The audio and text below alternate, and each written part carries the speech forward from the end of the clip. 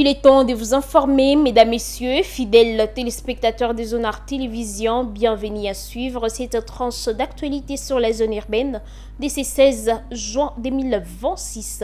Ouvrons avec l'actualité du lundi 15 juin 2026. L'Assemblée nationale et le Sénat ont finalement trouvé un terrain d'attente sur le texte visant les conditions d'organisation du référendum en République démocratique du Congo.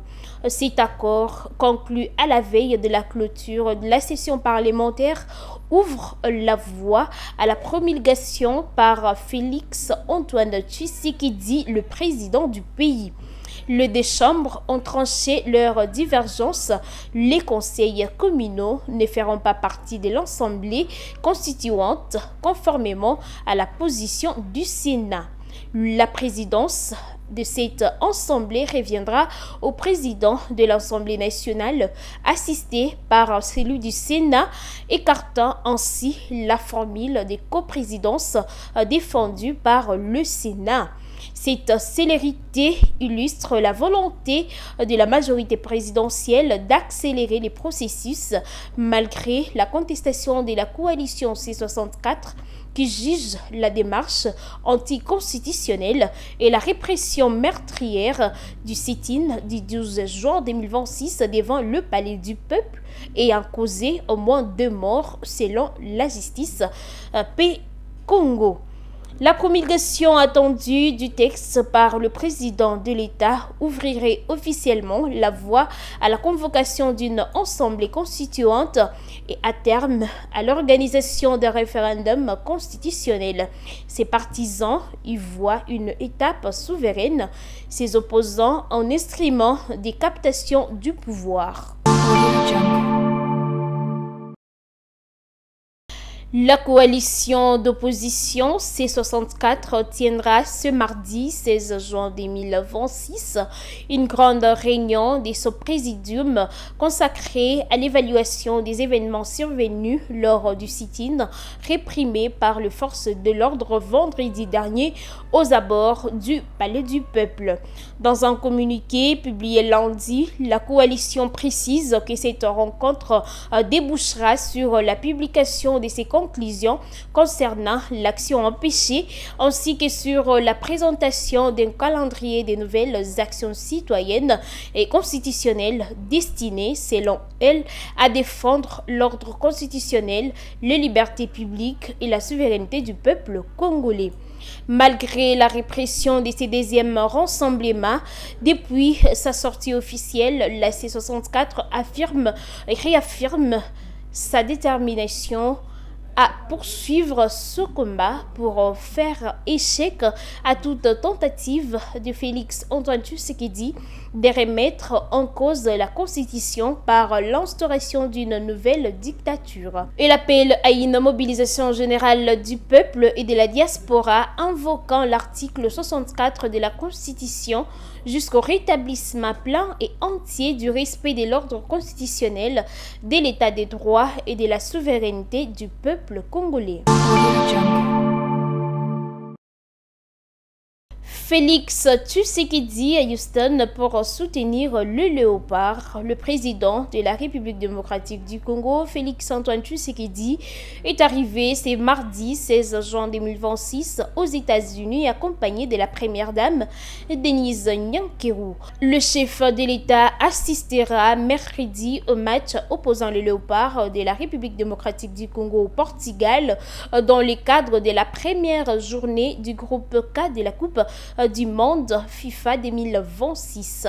La présence du président vise à encourager la jeunesse et à promouvoir l'unité nationale autour de cet événement sportif marqué par une forte mobilisation annoncée de la communauté congolaise. La République démocratique du Congo retrouve ainsi la scène mondiale du football 52 ans après sa dernière participation en 1974 en Allemagne. Évoluons avec cette édition. Malgré une alcalmie relative observée dans certaines zones, le Nord Kivu reste plongé dans une crise humanitaire majeure. Selon un rapport publié fin mai 2026 par OCHA, Près de 1,83 million de personnes sont encore déplacées à cause des violences, notamment à Rutshuru, Walikale, Masisi et Beni, où les attaques des ADF se sont intensifiées. L'agence onisienne s'inquiète aussi de la réapparition de la maladie d'Ebola qui pourrait aggraver une situation déjà intenable. Les violences armées continuent de générer des besoins humanitaires critiques, souligne le rapport, rappelant que l'épidémie risque de se propager dans des zones déjà fragilisées. Malgré tout, OCHA note des avancées. 2,32 millions de personnes ont pu regagner leur localité et plus de 440 000 ont bénéficié d'une assistance en eau, hygiène et assainissement. La province de l'Ituri connaît une situation similaire avec 999 000 déplacés recensés fin mai. Les affrontements dans le territoire des Djougou, Irumu et Mambasa continuent d'exposer les civils aux attaques et aux déplacements forcés. À Biakato, plus de 45 000 personnes ont fui, tandis que Mahagi en compte 17 000. Au Nord Kivu, malgré un cessez-le-feu annoncé entre le gouvernement et les mouvements de l'F-23, des combats se poursuivent à Walikale et Masisi, où les forces congolaises ont récemment repris plusieurs localités. Et pour finir, le haut-commissaire des Nations Unies aux droits de l'homme, Volker Turk, a exprimé son inquiétude face à l'usage croissant des drones dans les conflits armés à travers le monde, notamment en République démocratique du Congo.